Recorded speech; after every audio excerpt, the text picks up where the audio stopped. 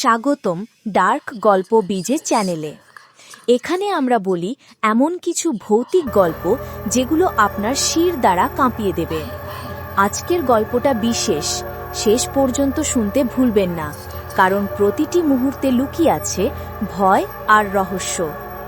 মধ্যরাত প্রায়, শহরের শেষ ট্রেনটা ছেড়ে গেছে। প্ল্যাটফর্মে আর কেউ নেই, শুধু একা দাঁড়িয়ে আছে আব্দুল্লাহ। সে অফিস থেকে ফিরছিল, কিন্তু ট্রেনের ভেতরে ঢুকে বুঝল কিছু একটা অদ্ভুত ব্যাপার ঘটছে। ট্রেনের সবগুলো বগি ফাঁকা, জানালার বাইরে অন্ধকার, কোনো আলো নেই, শুধু বাতাসের মতো ফিসফিস শব্দ কানে ভেসে আসছে। আব্দুল্লাহ মনে করল হয়তো সে ভুল বগিতে উঠে গেছে। সে সামনে এগোতে লাগলো, প্রতিটি বগি পার হচ্ছিল, কিন্তু সবগুলো ফাঁকা। হঠাৎ পিছন থেকে ভেসে এলো এক নারীর কণ্ঠ, তুমি ভুল ট্রেনে উঠেছ।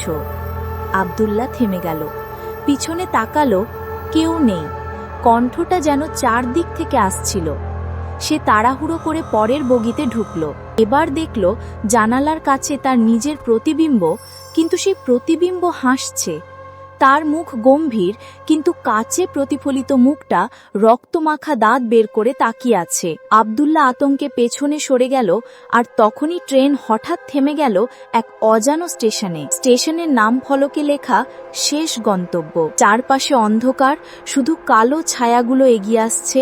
তারা একে একে ট্রেনে উঠছে। আব্দুল্লাহ দৌড়ে পালাতে চাইলেও দরজাগুলো বন্ধ হয়ে গেল। শেষ দৃশ্যে দেখা গেল জানালার বাইরে দাঁড়িয়ে আছে সেই নারী যিনি প্রথমে ফিসফিস করে বলেছিলেন। এবার তিনি স্পষ্ট শোনালো, এই ট্রেনে যারা ওঠে তারা আর ঘরে ফেরে না। আব্দুল্লাহর বুক ধুকপুক করছে। চারপাশে ঘন কালো ছায়াগুলো ক্রমে বগি ভরতে শুরু করল। তারা মানুষ নয়, কেবল অন্ধকারের আকৃতি। চোখ নেই, মুখ নেই, শুধু কানে বাজে ভয়াবহ গুঞ্জন। আব্দুল্লাহ দরজায় ধাক্কা দিল, জানালায় আঘাত করল, কিন্তু কিছুই ভাঙল না। হঠাৎ তার কানে আবার সেই নারীর কণ্ঠ, তুমি ঘরে ফেরার যোগ্য নও। একটা ছায়া তার দিকে এগিয়ে এলো। সেই ছায়ার ভেতর থেকে হাত বেরিয়ে এলো, বরফ শীতল, কঙ্কালসার। হাতটা তার ঘাড় ধরে টেনে আনলো। আব্দুল্লাহর চোখ কুয়াশার মতো ঝাপসা হয়ে গেল। ট্রেনটা আবার চলতে শুরু করলো, কিন্তু এবার বাইরের অন্ধকারে দেখা গেল না শহর বা রাস্তা, দেখা গেল কেবল আগুনে জ্বলতে থাকা ধ্বংসস্তূপ। হঠাৎ ট্রেনের প্রতিটি সিটে অদ্ভুত যাত্রী দেখা গেল। সবাই রক্তাক্ত মুখে বসে আছে। কেউ কেউ তার দিকে তাকিয়ে হাসছে, কারোর ঠোঁট নড়ছে, কিন্তু শব্দ নেই। অবশেষে শেষ বগিতে পৌঁছে গেল আব্দুল্লাহ।